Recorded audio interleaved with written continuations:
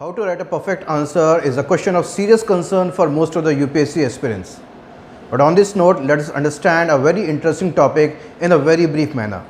And the topic is ethics in governance. I am your mentor and guide. My name is Ritesh Kumar Singh, an ex-government officer, specialist GS answer writing skills and essay concepts, and senior educator for civil service examination. So what is governance in simple words? It simply means process of managing the society and the country by bringing all the stakeholders together, and the two most important stakeholders are the state and non-state actors, and both of these have to work together in proper coordination and collaboration for providing the best governance to all. So let us understand the role of stakeholders in little more detail. So the first stakeholder is the government. Now what is the role of the government? The role of the government should be acting like a guardian. Now why guardian? We all know we are a parliamentary democracy, we are a representative democracy, so the political representatives should be concerned and working for the people. So what they should be working on? They should be working on what? Timely policies and schemes and programs, regular direction for their implementation, and also monitor and evaluate the implementation. So this is a role of a guardian, that is government. Now in this role, it should be supported by another stakeholder, and this stakeholder is a combination of the bureaucracy and police. So the political masters require the support from bureaucracy and police for execution. So their major role is what? Execution of the directions given by the government. Now what are these two? These two are state actors. But a governance has got two major wheels, state and non-state. So let us see what is the role of non-state actors in helping the state actors to deliver. So let us talk about the another stakeholder, which are non-state actors. So how they are going to collaborate in governance? First, by creating checks and balances on the state actors. So creating a checks and balance so that they deliver, the state actors deliver. So hence, what are the powers they use to create checks and balance? The power of vote. They can ask questions, RTI. They can raise issues of public interest, PIL. The people can help in rolling out the schemes better, so social audits. And even inducing the organizations, government organizations to work and deliver, which can be citizen charters. And there are more powers in the hand of non-state actors. Further, so it should lead to better participation in improving governance. So all these show the awareness of the non-state actors in bringing improvement in governance, and they can also put pressure by creating their pressure groups. So pressure groups can be of two types, the registered ones. The registered ones means which are registered under various acts in the country. The registered pressure groups, for example, are the political parties, media, companies, unions, cooperatives, NGOs, societies, trusts, and RWAs, resident welfare associations. Now they are pressure groups. They induce the government to bring policies in their favor. But a responsible government, which is actually a guardian, should be bringing the policies which is going to create a balance rather than favoring one or two pressure groups. Now this is followed by unregistered pressure groups like SHGs, self-help groups, which are the part of various schemes. Gram Sabha, which is a permanent body under the panchayat system, and any person who is 18 years and above and the name in the voters list is an active member of Gram Sabha, and its role is to keep checks and balance on the panchayat. We can create n number of discussion forums, social media groups. So that means there is a huge scope for creating pressure groups in the country. Further, all the citizens, means any citizen individually is a non-state actor. So we are talking about now three stakeholders: one, the government in power; secondly, the bureaucracy and police; third, the non-state actors. And all these three are supposed to be checked by the fourth stakeholder, and that fourth stakeholder is the rule of law. So the rule of law is supposed to keep a watchful eye, yes, on all the above stakeholders. So all the above stakeholders work under the watchful eyes of rule of law. I have not directly put judiciary here. Judiciary is the final guardian of rule of law in the country, but it is also governed, it should also be abiding with or bounded with rule of law.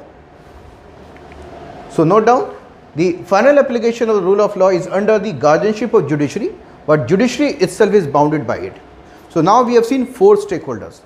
So this means what? When all these stakeholders display certain qualities, for example, when all these stakeholders display accountability in their approach, transparency in their functioning, and non-discriminatory approach, then it gives rise to ethics in governance.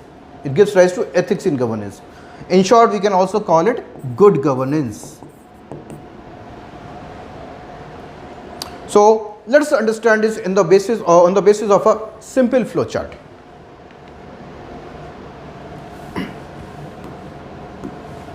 So we found the stakeholder 1 is the government. So what is the role? Role is that of a guardian. Now the major role is timely policies. Next is directions, regular directions. Third, M&E, monitoring and evaluation. In this, the government is supported by stakeholder 2, and this is bureaucracy and police, and this role is execution.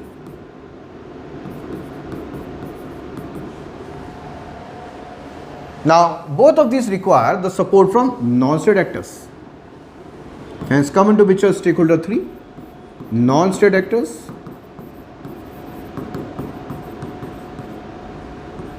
role. First, checks and balances, so that the state actors are going to deliver. Second, and hence more participation in improving governance.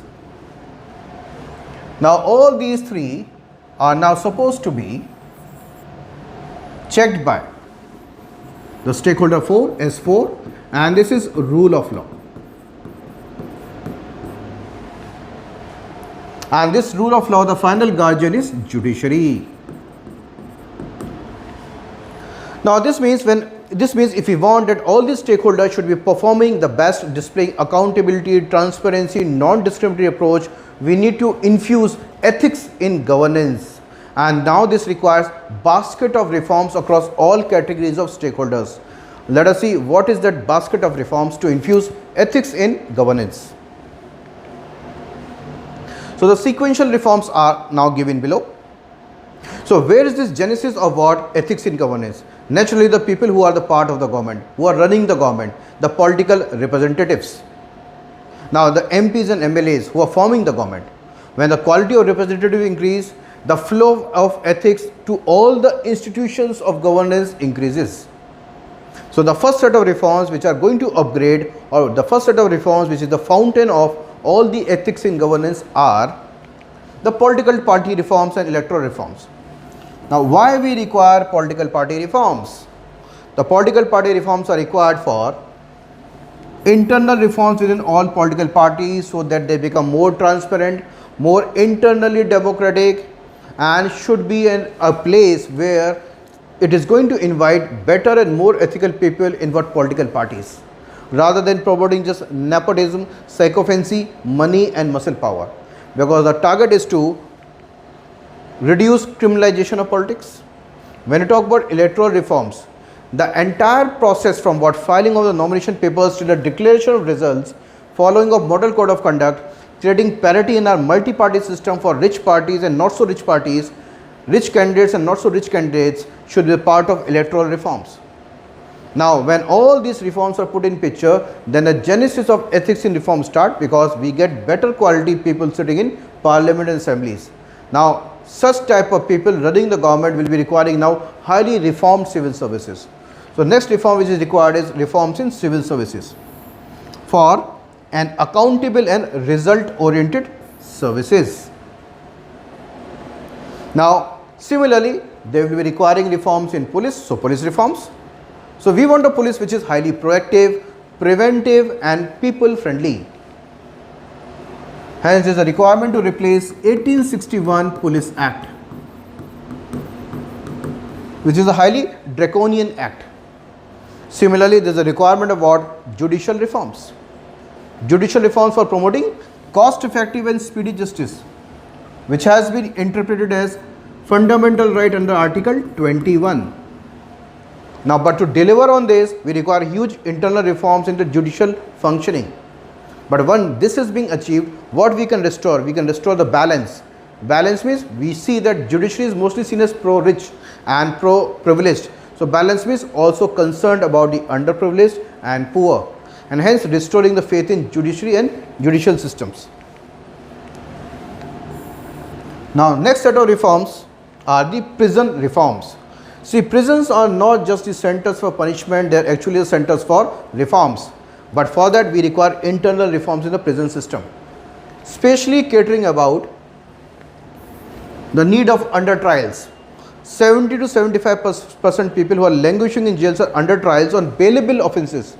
But what they are getting is n number of years in prison with no regular hearing. So what is required is, there is a provision, section 436 of CRPC, Criminal Procedure Code, which talks about early release of what under trials. But for that to deliver, we require reforms in the prison systems. The next set of reforms are the reforms in media. We need to revive it as the fourth pillar of democracy. Next comes into picture corporate reforms. Now, corporate reforms for making them more socially responsible. So, for display of corporate social responsibility in all activity. First of all, CSR is not just what is given in just section 135 of the Companies Act 2013. These are just the activities which comes into picture where the company generates profit, yes, and apply them for what? Welfare of the community. But we have to move beyond just this section. It is a bigger dimension. It has got a bigger dimension, and that bigger dimension is visible in what? Triple bottom line approach, which clearly states, rather than just focusing on profits, also take care of people and planet. So this means what? The corporate social responsibility has got broad dimension. That means the initiation of the company, running its operation, utilization of mineral resources, waste management, pollution management, using the profit for welfare of the community, yes, repaying the loans, at the end of the year paying corporate taxes, paying dividends to the shareholders. All these comes under corporate social responsibility. Further, civil society organization reforms. We require more healthy civil society organizations, their formation, their mentoring, their capacity building, so that they become capable, work in their respective areas, and also become very active pressure groups and helping in improving governance. Further, citizen reforms, the reforms touching each and every citizen. So what we require? Citizen reforms means more aware citizens. Citizen reforms means displaying basic values and positive norms in the society. All these basket of reforms, if you properly understand, will be helping you a lot. First of all, answering GS paper 4 ethics in governance questions, the case studies, governance questions in the GS paper 2, and writing essays on governance. And if you want all these basket of reforms in a highly simplified, summarized manner with proper real life application, with proper grassroots connect, government connect, then you are supposed to connect with me for broad based lectures and a very broad program for you. So the program details are, this is the program that I am talking about, how to write perfect answer, the art of writing for GS papers and essays. Watch this on YouTube and you will find this along with this as a link, yes, with this video. Now this is a compact program. This is a compact program for the students like you, the program that you are searching for. It is comprising of 25 high impact lectures which is going to remove the content deficit for all the 4 GS papers, GS paper 1, 2, 3 and 4, and the essay paper. So after filling the content gap, the content which is purely applied, not just theory, not just jargons, purely applied, grassroots connect, government experiential connect, where when I worked in the government, yes, all those variety will be added in the content.